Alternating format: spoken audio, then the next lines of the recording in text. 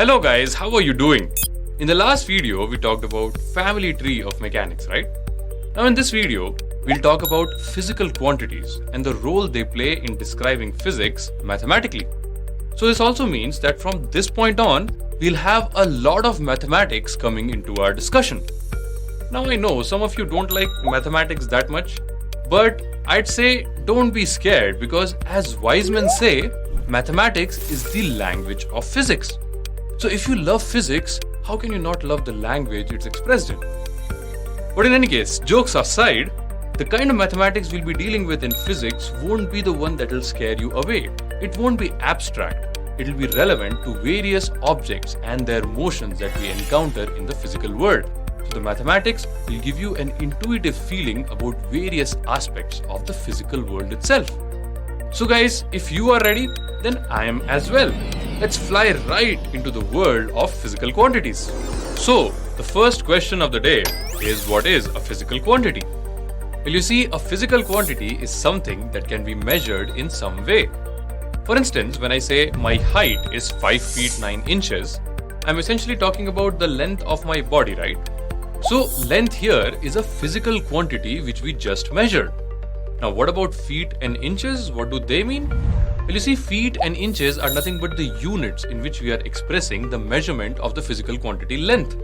So, in a way, units are that mathematical aspect of physics or the physical quantities which I was talking about before. Now, although the use of feet and inches is prevalent in our world and we see it all the time, I must tell you, they are not the standard units for measuring length. Yes, in fact, the standard unit or the SI unit of length is meter. And I'm sure you know about it because we talked about it in your previous standard as well. In any case, I want you to take a moment, pause the video and try coming up with at least 5 more unique physical quantities just like length. So go ahead, pause the video and give it a try.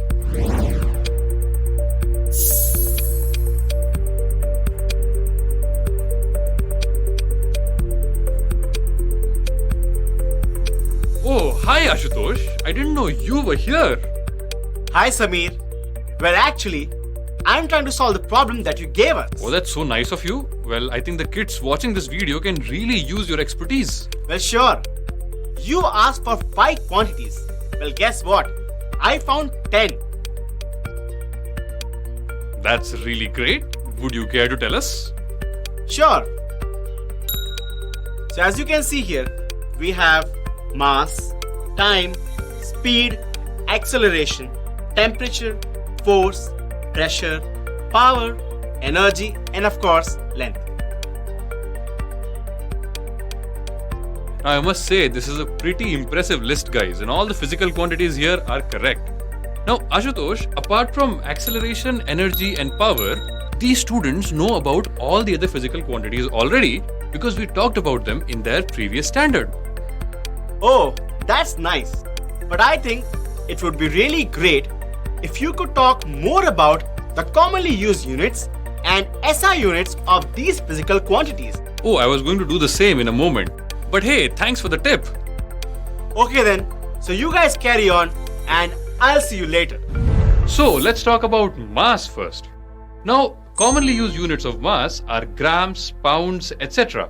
But the SI unit of mass is kilograms.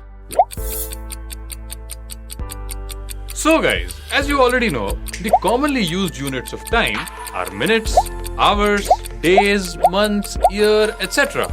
But the SI unit of time is seconds.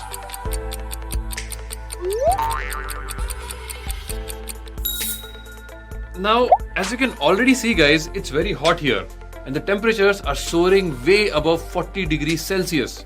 Now, degree Celsius and degree Fahrenheit are one of the most commonly used units of temperature around the world. But let me tell you, they are not the standard units of temperature.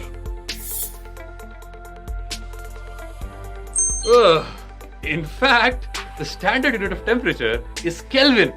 Yes, there is no degree involved here, it's just Kelvin. Now, when it comes to speed, there are several commonly used units like kilometers per hour, kilometers per second, and even meters per hour. But still, the SI unit of speed is meters per second. Keep that in mind.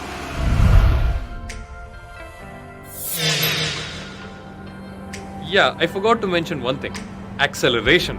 So, acceleration also has several units like kilometers per hour square, kilometers per second square, etc. But the SI unit of acceleration is meters per second square. Keep that in mind.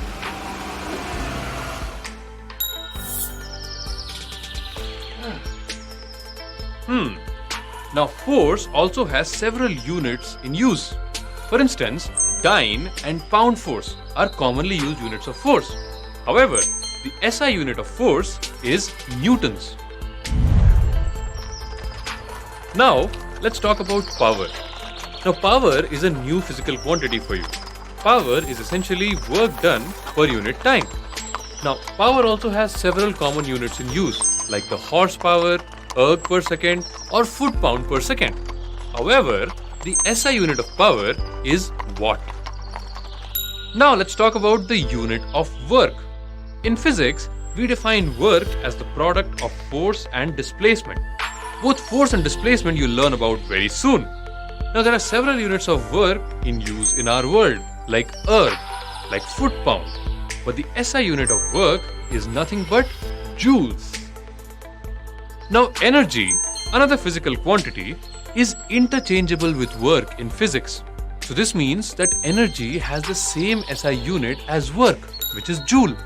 So essentially this means that if Jack does 10 joules of work to pull the water out of the well, then Jack has 10 joules of energy to be able to do that work.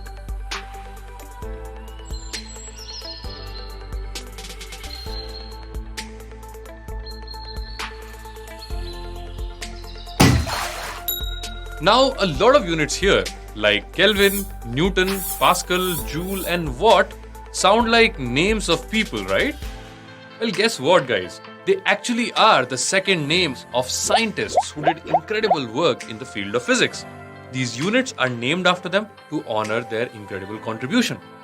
Now, in kinematics, we'll mainly be talking about just 4 of these physical quantities: length, time, speed and acceleration, and various forms of them which we'll learn about in the next video. However, as we progress in our journey gradually, we'll encounter each of those physical quantities one by one, and there we'll talk about them in great detail. So guys, it's time to end this video. But before I do that, I have a puzzle to ask you. Are you ready for it?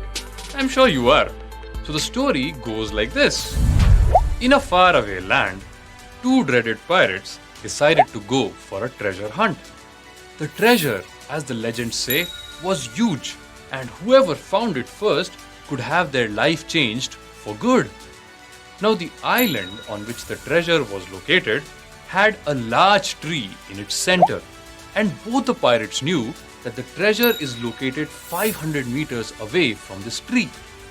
Now, here comes a twist in the story. The first pirate had a secret information about the treasure that the second pirate did not have. This secret information would turn out to be incredibly crucial later. Now, both the pirates arrived at the central tree on the island at the same time, and from there they began hunting the treasure. But unsurprisingly, I would say, the first pirate with the secret information found the treasure, while the second pirate could not find anything. So, the obvious question comes here, guys. What was that secret information known to the first pirate that eventually helped him find the treasure? Well, I'd say take some time and think about it, and I'll see you in the next video. For now, let's summarize what we've learned in this video. A physical quantity is something that can be measured in some way. Mass, length, time, speed, acceleration, force, pressure, power, energy, etc. are few examples of physical quantities. The SI units are internationally agreed upon standard units of various physical quantities. The SI units of some physical quantities are mentioned over here. Units of several physical quantities are named after great physicists to honor their work. Examples of such units are Kelvin, Newton, Pascal, Watt, Joule, etc.